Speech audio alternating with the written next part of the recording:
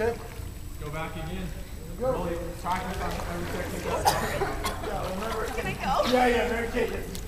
Everyone go. Get to that glide, push off, hold it, turn and rotate. Group one, yeah, you guys are good to go.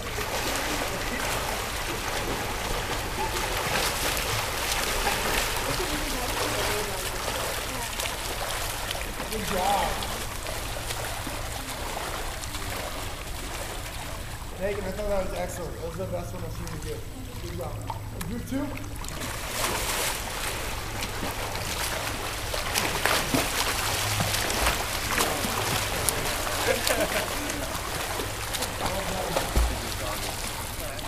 Go ahead and go. And group three, your feet head back.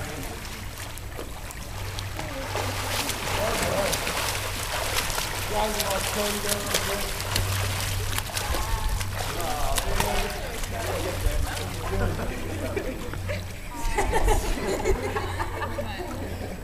Alright, I like what I'm seeing. Right. Just remember the steering. And some people are, that's like one of the things that I was having trouble with, is just remembering when you're coming out here not to reach out above the water, but reach into the water when you're coming out. Alright. And then thumb to the waist like you talked about too. We're not just going to lose the arm in that motion. You want the arm to work full through the lat. You kind of, I don't know if you guys have ever done like a lat machine or anything equivalent to just a pull back.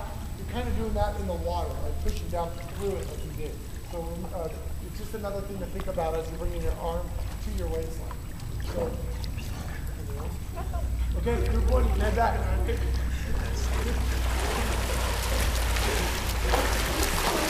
job. Good job.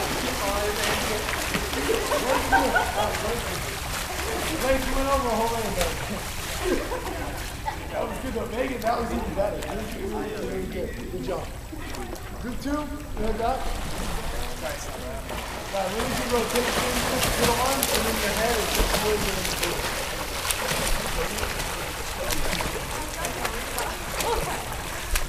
Good job, Andrea.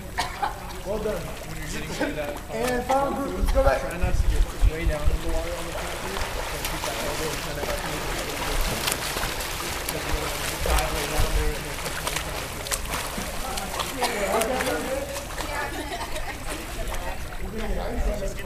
Is it swollen or? Yeah. Okay. would make a safe environment. I know,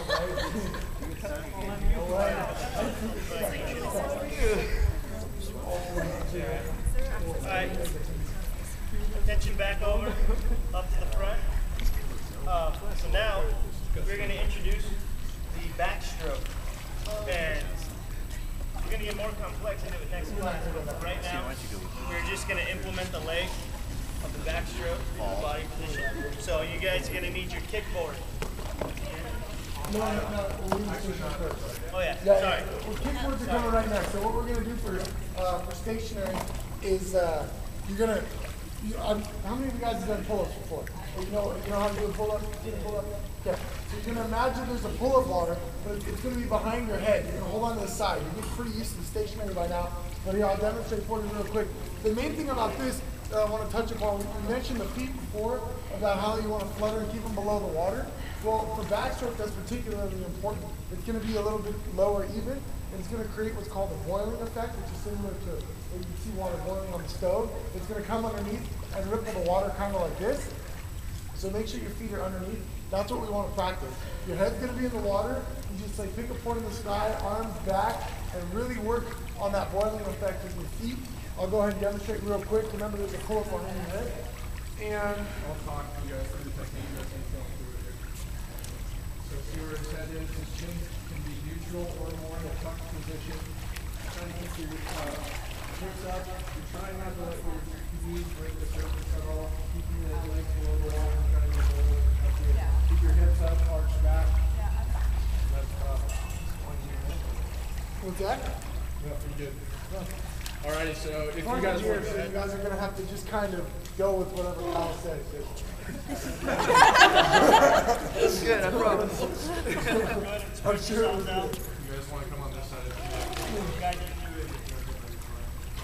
the So remember, you sort of pull up position behind your head. Keep your feet out. Remember the boiling effect that we talked about? You don't want your feet to come up, but you want to ripple the water. So you kind of get it going. Have a full extension of your arms. unless you're not comfortable with the ears behind, but really focus on our kick. Pretend you're in the backstroke where we're isolating the legs out. So if you, yeah. Oh, you want it right there? Okay. Well, that's fine if you're comfortable. I had my arms all the way out and I had the water, but if you're more comfortable like that, it's fine too. You got that, okay? How you can speed up a little more. Just speed up a little bit more. I'm gonna tell you, you're doing good. Guys on the end, you're doing good. It's a little tough, don't worry. Just get comfortable as best you can with it. You can't really hear it.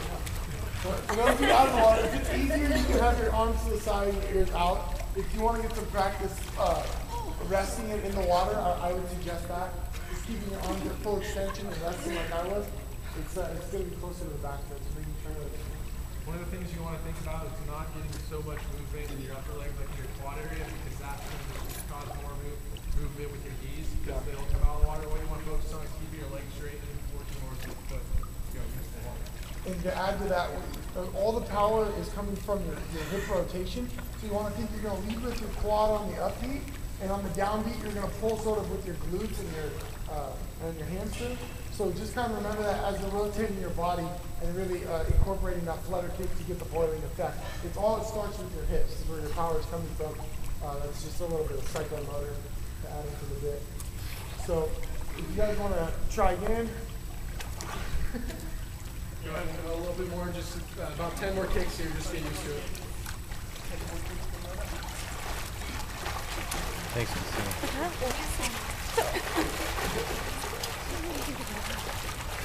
Christina's head. Excellent, Blake. Tony, well done. Good form. So now, catch your back up, please. Now we're gonna implement it going through the water without the motion of your arms. So we're gonna use the kickboard, and Kyle's gonna demonstrate and walk us through that. So all you're going to do is take your kickboard, split it up above your head when you're starting, then you're just going to lean back.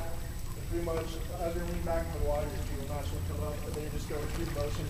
Arms fully extended. I can talk with you. All right, so we're going to transfer the movement from what we were just doing into motion. It's dynamic movement. So you'll see, just like we were doing up against the wall, but pretend the kickboard is now the wall. You're going to transfer that into motion. They say, at least when you're in the indoor pool, that you want to pick a pipe or something to follow. I don't know if it's loud, but just try and go straight as possible. It's going to be a little bit tough, but if you can try and go straight and just keep an eye, that'd be good. But right now, just focus on your feet, that boiling effect, and keeping your arms out and getting comfortable with your head back in the water. One thing that'll help you go straight is keeping your head straight. Try not to get a lot of head movement with it. Perfect. Keep your head straight, chin tucked. Did you guys hear that on the end? Yeah. Okay. Alrighty, so group one. Go ahead. Go first. We'll correct you if you guys are improving. Here we go. Perfect. Good job. Lovely. You're going to stretch it out. Good job. Two. Good job. Yeah, you're a little off on that bump, but you're going to feel better. Good job, Megan. Good job. There you go. Get a good ahead. boiling effect there. Two. Help it. Andrew, you're all right. I got it. You're doing good. Remember, keep your knees below the water. Focus on the feet. Much better. Much better. Yeah, you can create a little bit of a ripple there. There you go. Good job. All right, Kyle.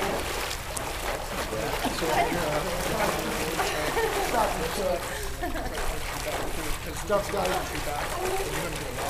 Guys, remember, keep your knees below the water. That ripple effect is perfect. Really well done. All right.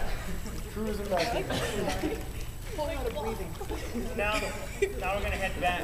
So, group one, go ahead. Sorry. Did you get those directions? I'm confused now which way I did. It was, I don't know which side it matters, but just try to extend it a little bit. Get you pulling the right way. Put your feet up. That's really good. We're gonna make sure. Okay, so you're gonna stretch back down like that, line out. And then let's point like that. Perfect. Okay, now as you start to kick, get your lead in. Point in the right direction. Now knees below the water and feet up exactly like that. Perfect. Good job. Now just keep going.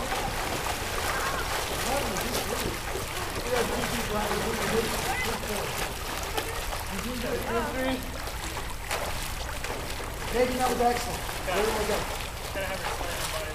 Oh, got really focused on keeping that kickboard up. Like this here. Can you stretch your arms out more here? All the way out. And then kind of point down there. There you go. That's a little bit better. There you go. Now we got to work on my kickboard being up instead of pointing down. I don't know if it's just an arm angle. Is it uncomfortable for your shoulders to be going like that, or is it just kind of angle it down? Maybe if we flip the kickboard on the other side, it might work better. Just sort of guide them into the water. So that's a little bit of an introduction of what we're going to be going into next class. So for right now, short on time, we have about 5 minutes, so we're going to get into our float and fray.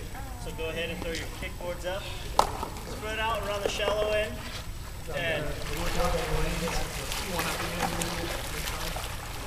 first we're not going to go straight into the fray. We're going to just practice on our float. For about 1 minute. So everyone's spread out. You want to make sure you get full body position. You got the whole shallow end here. There's no excuse for hitting your neighbor. And stretch out.